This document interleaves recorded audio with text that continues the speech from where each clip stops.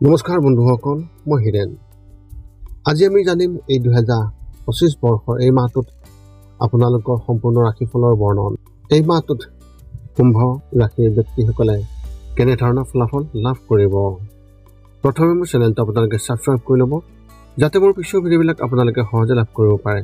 লগতে মোৰ ভিডিঅ' যদি ভাল লাগে তেন্তে লাইক আৰু শ্বেয়াৰ কৰিব, কমেণ্ট কৰি আপোনালোকৰ মনোভাৱ প্ৰকাশ কৰিব। এতিয়া আহোঁ মূল বিষয়লৈ। আজি আমি জানিম এই 2025 বৰ্ষৰ এই মাহটোত সম্পূৰ্ণ ৰাশিফলৰ বৰ্ণন। আমাৰ সকলোৰে মনত এটা কৌতূহল আছে যে আগন্তুক মাহটো আমাৰ বাবে কেনেকুৱা হ'ব। বহু ধৰণৰ প্ৰশ্ন আমাৰ মনত উদয় হয়, যেনে ব্যৱসায় বা চাকৰিৰ ক্ষেত্ৰত অগ্ৰগতি হ'বনে নহয়, বা কিবা নতুন প্ৰত্যাহ্বানৰ সন্মুখীন হ'বলগীয়া হ'ব নেকি, এনেধৰণৰ বহুতো প্ৰশ্ন। সেয়েহে আপোনালোকক এই ভিডিঅ'টোৰ জৰিয়তে ৰাশি আৰু ৰাশিফলৰ ওপৰত ভিত্তি কৰি ৰাশিফলৰ ওপৰত বিভিন্ন গ্ৰহ আৰু নক্ষত্ৰমণ্ডলৰ প্ৰভাৱ আৰু গতিবিধিৰ বিষয়ে অধ্যয়ন কৰিছোঁ। এই কথা মনত ৰাখি আমি আপোনালোকক এই 2025 বৰ্ষৰ এই মাহটোত ৰাশিফলৰ মতে সঠিক মূল্যায়ন কৰিছোঁ, যাতে আপোনালোকে সেই অনুসৰি প্ৰস্তুতি চলাব পাৰে। আপোনালোকে এই ভিডিঅ'ত আপোনালোকৰ পৰিয়াল, আৰ্থিক, কেৰিয়াৰ, শিক্ষা, প্ৰেম আৰু স্বাস্থ্যৰ লগতে আৰু বিভিন্ন তথ্য আপোনালোকে এই ভিডিঅ'ত লাভ কৰিব। ইয়াৰ দ্বাৰা আপুনি জানিব পাৰিব যে আপোনাৰ ৰাশিফলৰ অনুসৰি কি কি প্ৰস্তুতি চলাব লাগিব।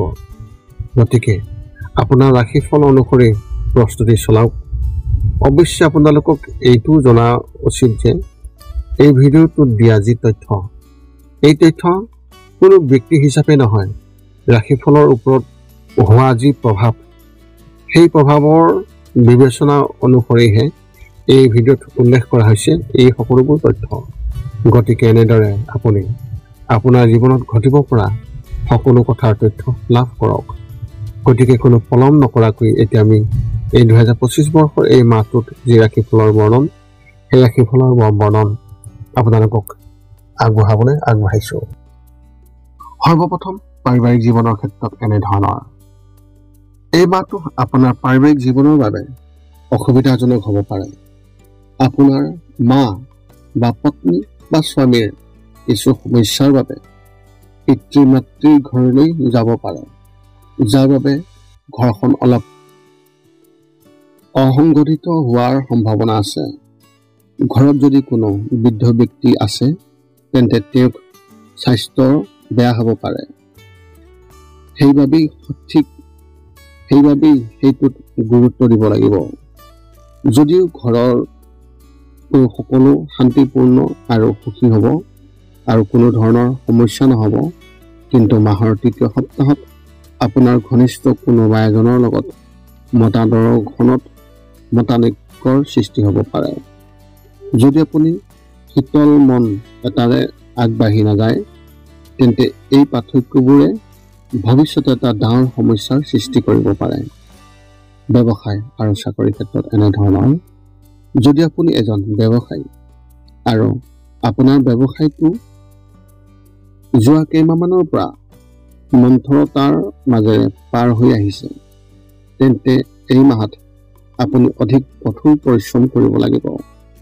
যদি আপুনি এই মাহত ভাল কাম কৰে তেন্তে কথাবোৰ ঠিক হ'ব আৰু ব্যৱসায়টোৱে নতুন গতি লাভ কৰিব।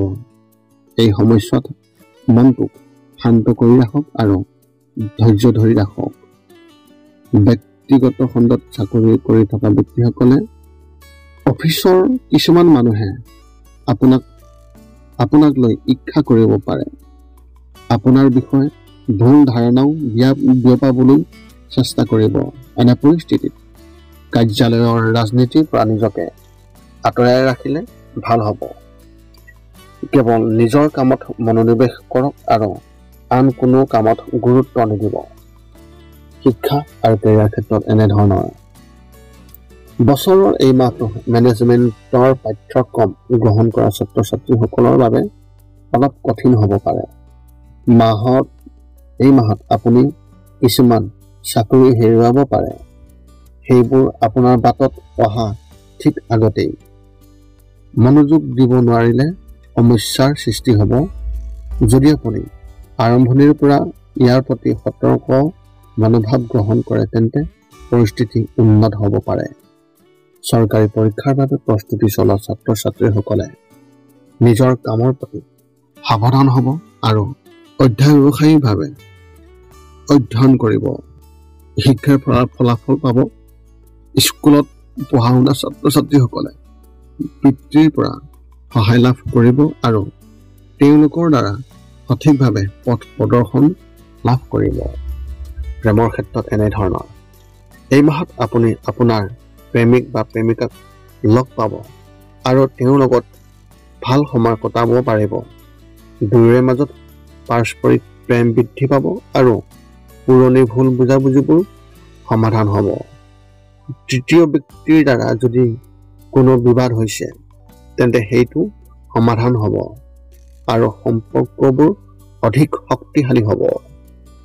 যিসকলে বিবাহৰ প্ৰস্তাৱ বিচাৰি আছে তেওঁলোকে ক'ৰবাৰ পৰা এটা ভাল প্ৰস্তাৱ পাব পাৰে, কিন্তু মনোযোগৰ অভাৱত হাতৰ পৰা পিছলি যাব পাৰে। এনে পৰিস্থিতিত কোনো ভাল সম্পৰ্ক যাবলৈ নিদিব আৰু সকলোতে মনোযোগ ৰাখক। স্বাস্থ্যৰ ক্ষেত্ৰত এনেধৰণৰ মাহৰ দ্বিতীয় সপ্তাহত পেশীৰ গঠনতাৰ সমস্যা হ'ব পাৰে। এনে পৰিস্থিতিত যদি আপুনি আপোনাৰ জীৱনত নিয়মিতভাৱে যোগাসন অন্তৰ্ভুক্ত কৰে তেন্তে কোনো সমস্যা নহ'ব। মাহৰ মাজভাগত আঁঠুৰ বিষৰ সমস্যাও আপোনাক আমনি কৰিব পাৰে। কাৰোবাৰ লগত মৰ্ণিং ৱাকলৈ যাওঁতে যোৱাটো অভ্যাস কৰি লওক। যদি আপুনি যিকোনো শাৰীৰিক খেল খেলে তেন্তে খেলাৰ আগতে সতৰ্কতাভাৱে সঠিকভাৱে ৱাৰ্ম আপ কৰাটো নিশ্চিত কৰক, অন্যথা পিছত সমস্যাৰ সন্মুখীন হ'ব পাৰে। মাহৰ শেষত বমি, ডায়েৰিয়া আদিৰ সমস্যাই আপোনাক অসুবিধা দিব পাৰে। আপোনাৰ এই মাহত শুভ সংখ্যা হিচাপে 2 আৰু শুভ ৰং হিচাপে আপুনি এই মাহত কমলা ৰং ব্যৱহাৰ কৰিব পাৰে। কুম্ভ ৰাশি ব্যক্তিসকলৰ বাবে এক বিশেষ তথ্য।